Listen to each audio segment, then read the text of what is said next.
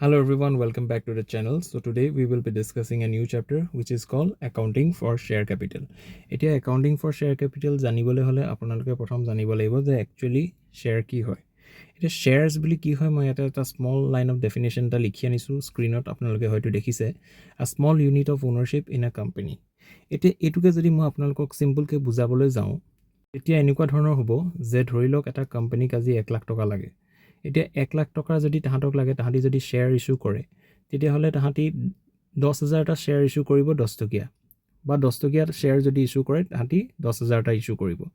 এই যে 10,000টা ইস্যু কৰিব বা তাহাঁতি ৰেট লৈ ডিপেণ্ড কৰিব, হয়তো 10 টকা থাকিব পাৰে বা হয়তো ক'ৰবাত 100 টকাও থাকিব পাৰে বা 200 টকীয়াও থাকিব পাৰে। মই এতিয়া আপোনালোকক বুজি পাবৰ কাৰণে জাষ্ট মই এতিয়া 10 টকীয়া ডেফিনেশ্যনটো লৈছোঁ, 10 টকীয়া এক্সাম্পলটো লৈছোঁ। এতিয়া যদি 10 টকীয়া শ্বেয়াৰ ইস্যু কৰে 10,000টা ইস্যু কৰিব লাগিব তেতিয়াহে 1 লাখ টকা পাব। এই যে 10,000টা ইস্যু কৰিব সেই প্ৰত্যেকটা ইউনিটকে এটা শ্বেয়াৰ বুলি কয়। So' as share is a unit of ownership in a company. এতিয়া যদি আপুনি শ্বেয়াৰ অ'ন কৰে তেতিয়াহ'লে আপুনি এজ এ অ'নাৰ বুলি আপোনাক কোৱা হ'ব। আপুনি ক'ব পাৰে যেতিয়া কেপিটেলটো একদম সৰু ইউনিটত যেতিয়া ভাগ কৰি দিয়ে তেতিয়া সেইটোকে কয় আমাৰ শ্বেয়াৰ্ছ বুলি। এতিয়া শ্বেয়াৰ্ছ বুলি আপুনি গম পালে সেই শ্বেয়াৰ্ছবিলাক যেতিয়া পাব্লিকক ইস্যু কৰি দিয়াৰ পিছত পাব্লিকে যেতিয়া তাতে পইচা লগায় বা যেতিয়া তাহাঁতি ইনভেষ্ট কৰি পেলাই যেতিয়া সেই পইচাটো পায় কোম্পানীবিলাকে যিটো কালেক্ট কৰে, চ' সেইটোৱে তাহাঁতৰ শ্বেয়াৰ কেপিটেল বুলি কয়। চ' একাউণ্টিং ফৰ শ্বেয়াৰ কেপিটেল বুলি ক'লে আমি সেইখিনি বস্তু ভিতৰতে আমি ৰিভল্ভ কৰি থাকিম, আমি সেইখিনি বস্তুকে ষ্টাডি কৰিম ইন ডিটেইল আৰু তাৰ বিষয়ে লগতে তাৰ কিছুমান এডিশ্যনেল কিছুমান আমি থিয়ৰী আছে সেইখিনি আমি পঢ়িব লাগিব আৰু সেইখিনি আমি এটা এটাকৈ ষ্টাৰ্ট কৰিম। চ' ব'লক এতিয়া প্ৰথমতে আমি জানিব লাগিব অথৰাইজ কেপিটেল কি হয়। চ' অথৰাইজ কেপিটেল হৈছে এটা কোম্পানীৰ যিটো মেক্সিমাম লিমিট। ইয়াতে লিখিছে যে maximum capital the company is allowed to issue. তাৰমানে প্ৰত্যেকটো কোম্পানীৰ এটা লিমিট থাকে। আজি ধৰি লওক আপোনাৰ এটা XYZ কোম্পানী লিমিটেড আছে, তেতিয়াহ'লে আপোনাৰ কোম্পানীটোৰ আপুনি কিমানটো শ্বেয়াৰ ইস্যু কৰিব পাৰিব বা মেমৰেণ্ডাম অফ এছ'চিয়েশ্যনত কিমান লিখা থাকিব, এটা লিমিট থাকে প্ৰত্যেকটো কোম্পানীৰে। চ' মেমৰেণ্ডাম অফ এছ'চিয়েশ্যনে আপোনাক যিটো লিমিট দিব আপোনাক সেইটোৱেই মেক্সিমাম লিমিট বা সেইটোৱে আপোনাৰ অথৰাইজ কেপিটেল। আপুনি তাতকৈ বেছি শ্বেয়াৰ ইস্যু কৰিব নোৱাৰে। লেটছ চে আপোনাৰ কোম্পানীৰ যদি 10 লাখ টকা অথৰাইজ কেপিটেল হয় তেতিয়াহ'লে আপুনি 10 লাখ টকাৰ ভিতৰতে শ্বেয়াৰ ইস্যু কৰিব লাগিব পাব্লিকক যদি শ্বেয়াৰ ইস্যু কৰে।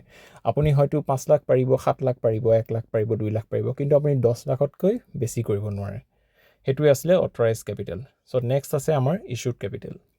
ইছ্যুড কেপিটেল বুলি ক'লে একদম চিম্পলি যদি মই আপোনালোকক কওঁ, অথৰাইজ কেপিটেলটোতো আপোনালোকে বুজি পালে। এতিয়া ইছ্যুড কেপিটেল মানে হৈছে অথৰাইজ কেপিটেলৰ লিমিটৰ ভিতৰত আপুনি যিমানটো ইস্যু কৰিব।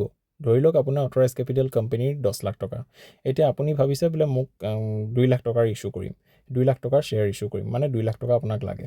এতিয়া যে আপুনি যে 2 লাখ টকাৰ শ্বেয়াৰ্ছ ইস্যু কৰিব মাৰ্কেটত, সেই 2 লাখ টকাটো আপোনাৰ কাৰণে ইছ্যুড কেপিটেল হয়। So' it is the part of the authorise capital offered to the public. So' এইটোৱে আপুনি জানিব লাগে ইছ্যুড কেপিটেল। তাৰপাছত আছে আমাৰ ছাবস্ক্ৰাইব কেপিটেল। এতিয়া ছাবস্ক্ৰাইব কেপিটেল মানে হৈছে যেতিয়া আপুনি শ্বেয়াৰ ইস্যু কৰিছে, আপুনি যেতিয়া 2 লাখ টকাৰ শ্বেয়াৰ ইস্যু কৰি দিছে মাৰ্কেটত, আপুনি 2 লাখ টকাৰ শ্বেয়াৰ ইস্যু কৰি দিছে মানে এইটো নহয় যে আপোনাৰ ওচৰত 2 লাখ টকাৰ কাষ্টমাৰ বা 2 লাখ টকাৰ ইনভেষ্টৰ আছে আপোনাৰ তাত ছাবস্ক্ৰাইব কৰিব। আপোনাৰ হয়তো অভাৰ ডিমাণ্ডো হ'ব পাৰে বা একেবাৰে ডিমাণ্ড নহ'বও পাৰে। আপোনাক ইনভেষ্টৰ্ছ বা পাব্লিকে যিমানৰ কাৰণে ছাবস্ক্ৰাইব কৰিব, আপুনি যিমানটো ইস্যু কৰিলে সেই তাৰে ভিতৰত যিমানৰ কাৰণে ছাবস্ক্ৰাইব কৰিব, চ' সেইটোকে কয় ছাবস্ক্ৰাইব কেপিটেল বুলি। চ' ছাবস্ক্ৰাইব কেপিটেলৰ মানে আপোনাক ডেফিনেশ্যনটো আপোনালোকক স্ক্ৰীনত দি দিয়া হৈছে। তাতে কোৱা হৈছে part of issued capital accepted by the public. মানে মই যিটো আপোনালোকক অলপ দেৰি আগত ক'লোঁ, যদি আপোনালোকে 2 লাখ টকাৰ শ্বেয়াৰ ইস্যু কৰিছে, হয়তো 1 লাখ টকাৰ কাৰণে পাব্লিকে ছাবস্ক্ৰাইব কৰিলে বা 1 লাখ টকাহে ইনভেষ্ট কৰিব বোলে। চ' যিহেতু তেওঁলোকে 1 লাখ টকাৰ কাৰণে ছাবস্ক্ৰাইব কৰিলে, চ' সেইটোকে কয় ছাবস্ক্ৰাইব কেপিটেল। চ' নেক্সট আছে আমাৰ কল্ড আপ কেপিটেল। এতিয়া কোম্পানীয়ে যিহেতু দেখিলে যে ইমানে আমাক ছাবস্ক্ৰাইব কৰিছে, আমি ইমানটো ইস্যু কৰিছিলোঁ, আমাক ইমানে ছাবস্ক্ৰাইব কৰিছে। এতিয়া যিহেতু ছাবস্ক্ৰাইব কৰাৰ ৰেটটো তেওঁলোকে দেখিলে যে কিমানে ছাবস্ক্ৰাইব কৰিছে, চ' এতিয়া তাহাঁতৰ নেক্সট প্ৰচেছটো হৈছে যে তাহাঁতৰ সেই ইনভেষ্টৰ্ছখিনিৰ পৰা পইচা ডিমাণ্ড কৰা। যে ইমানটো শ্বেয়াৰ্ছ আমি ইস্যু কৰিছিলোঁ, তাৰে যিটো ৰেট আছিলে এপ্লিকেশ্যন ইমান, এলটমেণ্টত ইমান, ফাৰ্ষ্ট কলত ইমান, ছেকেণ্ড কলত ইমান। চ' যিটো তাহাঁতক স্পেচিফিক যোনটো ষ্টেজ একৰ্ডিং তাহাঁতৰ যিমানটো ৰেট পে' কৰিবলগীয়া আছে, তাহাঁতক সিমানটো এমাউণ্ট ডিমাণ্ড কৰে। চ' সেইটোকে কয় কল্ড আপ কেপিটেল। চ' ইয়াতে লিখা আছে amount demanded from share holders. আপোনালোকে এইটোও জানি থ'ব পাৰে যে কল্ড আপ কেপিটেল মানে যেতিয়া শ্বেয়াৰ হোল্ডাৰ্ছে ছাবস্ক্ৰাইব কৰিলে, তাহাঁতৰ ইস্যু কৰি দিয়া শ্বেয়াৰ্ছখিনিৰ ওপৰত যিমানখিনিৰ ওপৰত ছাবস্ক্ৰাইব কৰিলে সেই ছাবস্ক্ৰাইব কৰাৰ শ্বেয়াৰ হোল্ডাৰ্ছখিনিৰ পৰা যেতিয়া পইচা বিচাৰে সেইটোকে কয় কল্ড আপ কেপিটেল। আৰু লাষ্টত আছে আমাৰ paid up capital. Paid up capital মানে হৈছে যেতিয়া এটা কোম্পেনীয়ে কল্ড আপ কেপিটেল কৰে, মানে কল্ড আপ যেতিয়া ইনভেষ্টৰ্ছৰ পৰা পইচা ডিমাণ্ড কৰে, সেই পইচা ডিমাণ্ড কৰাৰ পাছত যেতিয়া তাহাঁতি পইচা দিয়ে, সেই পইচাটো দিয়াটোকে কয় পেইড আপ কেপিটেল বা amount actually receive from share holders. ত' এতিয়া আছে আমাৰ একেবাৰে last form of capital which is called reserve capital. Reserve capital মানে হৈছে যিটো এমাউণ্ট এতিয়ালৈকে কল কৰা নাই আৰু তাৰে এটা এমাউণ্ট যেতিয়া তাহাঁতি এটা ৰিজাৰ্ভ কৰি পেলাই থৈ দিয়ে, যিটো কোম্পানী উইণ্ড আপ বা বন্ধ হৈ যোৱা সময়ত যেতিয়া ইউজ কৰে, চ' সেইটোকে কয় ৰিজাৰ্ভ কেপিটেল। চ' লিখা আছে it is that part of the uncalled capital that can be called only when the company is wound up. So' wound up মানে যেতিয়া কোম্পানীটো বন্ধ হৈ যাব খোজে বা ডিজলিউশ্যন প্ৰচেছটো বা কোম্পানীটো যেতিয়া বন্ধ, আমি অলপ আগত যিটো কৰিছিলোঁ ডিজলিউশ্যন, সেই তেনেকুৱা ধৰণে মানে কোম্পানীটো যেতিয়া বন্ধ হৈ যাবলৈ লয়, চ' তেতিয়া সেই ৰিজাৰ্ভ কেপিটেলটো ইউজ কৰে। চ' আমাৰ আপোনালোকে বুজি পাবৰ কাৰণে মই এটা তলত লিখি আনিছোঁ অথৰাইজ কেপিটেলৰ পিছত ইছ্যুড কেপিটেল, যিটো অথৰাইজ মানে আমাৰ যিটো লিমিট আছে, মেক্সিমাম লিমিটটো আমি ক্ৰছ কৰিব নোৱাৰোঁ। তাৰপিছতে যেনিবা আমাৰ আজি 10 লাখ টকাৰ অথৰাইজ কেপিটেল আছে, অথৰাইজ কেপিটেলৰ ভিতৰতে আমি যিমানটো মন যাব ইছ্যু কৰিব পাৰিম।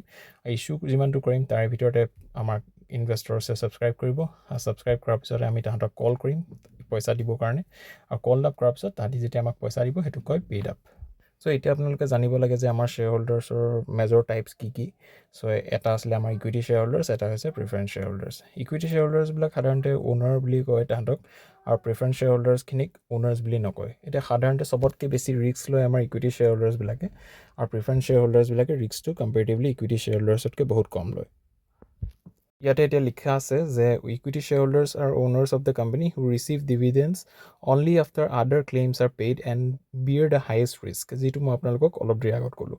আৰু প্ৰিফাৰেঞ্চ শ্বেয়াৰ হোল্ডাৰ্ছৰ ক্ষেত্ৰত সেইটো কোৱা আছে they get a fixed dividend and priority over equity share holders for dividends and repayment of capital but usually do not have voting rights. এতিয়া ভোটিং ৰাইটছ মানে কি?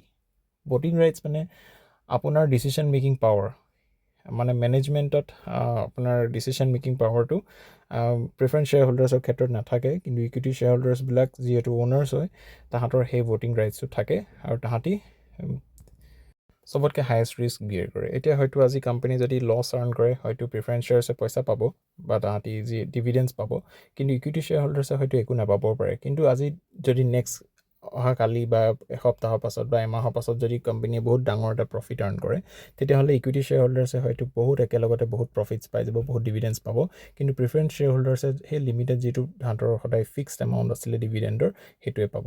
চ' এইটোৱে কিছুমান ডিফাৰেঞ্চেছ তাহাঁত দুজন শ্বেয়াৰ হোল্ডাৰ্ছৰ মাজত। চ' এতিয়া মই আপোনালোকৰ কাৰণে এটা কুৱেশ্যন লৈ আহিছোঁ, illustration 1।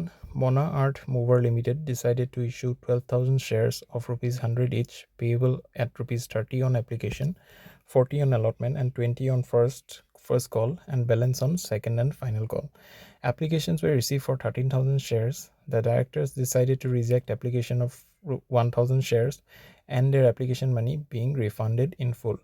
The allotment money is duly received on all the shares, and all sums due on calls are received except on 100 shares.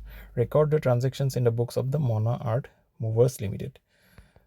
ইয়াতে কৈছে যে তাহাঁতি 12,000 শ্বেয়াৰ্ছৰ কাৰণে ইছ্যু কৰিছিলে, কিন্তু তাহাঁতৰ তাৰ কাৰণে এপ্লিকেশ্যন মানি পাই গৈছে তাহাঁতি 13,000 শ্বেয়াৰ্ছৰ কাৰণে, কিন্তু তাহাঁতি সেই 1,000 শ্বেয়াৰ্ছৰ যিটো এমাউণ্ট তাহাঁতি এক্সট্ৰাকৈ ৰিচিভ কৰিছিলে সেইটো তাহাঁতি ৰিফাণ্ড কৰি দিছে বুলি কৈছে, আৰু তাহাঁতি এলটমেণ্ট মানিলৈকে তাহাঁতি ফুল পে'মেণ্ট ৰিচিভ কৰিছে। কিন্তু যেতিয়াই তাহাঁতৰ ফাৰ্ষ্ট কল আৰু ছেকেণ্ড কলৰ ক্ষেত্ৰত আহিলে, সেই তেতিয়া তাহাঁতি 100জন শ্বেয়াৰ হোল্ডাৰ্ছে তাহাঁতক পে'মেণ্ট কৰা নাই। চ' সেইটো কথাকে কৈছে।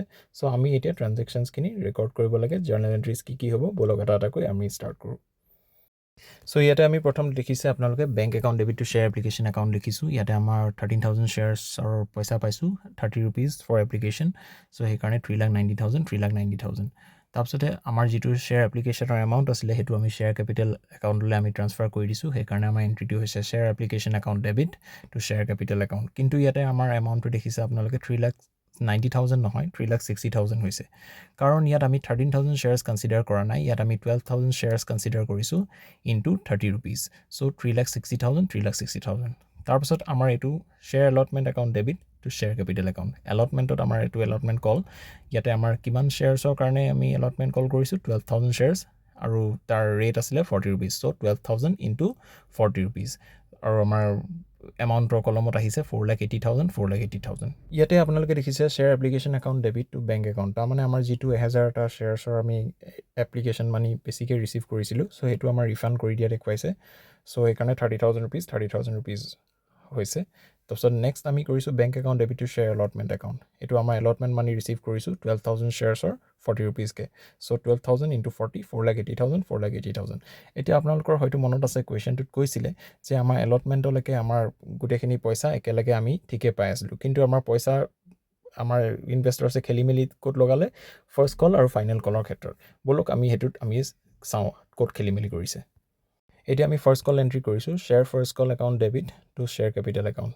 এতিয়া আমাৰ কিমানটা শ্বেয়াৰ্ছৰ কাৰণে কল কৰিম 12,000টা শ্বেয়াৰ্ছৰ কাৰণে 20 টকাকৈ চ' 12,000 ইনটু 20 2,40,000 2,40,000 ইয়াতে আপোনালোকে দেখিছে bank account debit to share first call account ইয়াতে আমাৰ 11,900 ইনটু 20 ইয়াতে আমাক যিহেতু কৈছিলে কুৱেশ্যনত যে আমাৰ 100টা শ্বেয়াৰ্ছৰ আমি পইচা পোৱা নাই চ' যিহেতু পোৱা নাই আমাৰ শ্বেয়াৰ ইছ্যু কৰিছিলোঁ 12,000টা শ্বেয়াৰ্ছ চ' যিহেতু 100টা পোৱা নাই তেতিয়াহ'লে আমাৰ 11,900 হ'ব আৰু ফাৰ্ষ্ট কলৰ আমাৰ এমাউণ্টটো আছিলে 20 ৰুপিজ চ' সেইকাৰণে 11,900 ইনটু 20 চ' 2,38,000 2,38,000 আমি ৰিচিভ কৰিছোঁ in the name of share first call account তাৰপিছত আমি ফাইনেল কলতো একেই কথাই হৈছিল বুলি কৈছে so' share second and final call account debit to share capital account এইটো আমাৰ কল এণ্ট্ৰি হয় তাতে আমি লিখি দিছোঁ কিমান পাব লাগে একচুৱেলি 12,000 ইনটু 10 চ' 1,20,000 1,20,000 কিন্তু যেতিয়া আমি পইচা ৰিচিভ কৰিছোঁ তেতিয়া আমাৰ এণ্ট্ৰিটো হ'ব bank account debit to share second and final call account ইয়াতো একেই হ'ব আমাৰ 11,900 ইনটু 10 মানে আমাৰ 10 টকা পাবলগীয়া আছিলে চ' আমাৰ এমাউণ্ট কলমত আহিব 1,19,000 1,19,000 চ' ইমানটোৱে আছিলে আমাৰ চামটো ইমানতে আমাৰ শেষ হৈছে আই হোপ আপোনালোকে গোটেইখিনি বুজি পালে আপোনালোকে ভিডিঅ'টো আকৌ এবাৰ চাব নিজে এবাৰ প্ৰেক্টিছ কৰিবলৈ চাব থিয়ৰিখিনি ভালকৈ এবাৰ পঢ়িব আপোনালোকে গোটেইখিনি ভালকৈ বুজি পাই যাব ভিডিঅ'টো শেষলৈকে চোৱাৰ বাবে ধন্যবাদ কিবা যদি ডাউট আছে আপোনালোকে মোক কমেণ্টত লিখিবলৈ নাপাহৰিব like the video' subscribe for মোৰ simple explanations and I will see you in the next one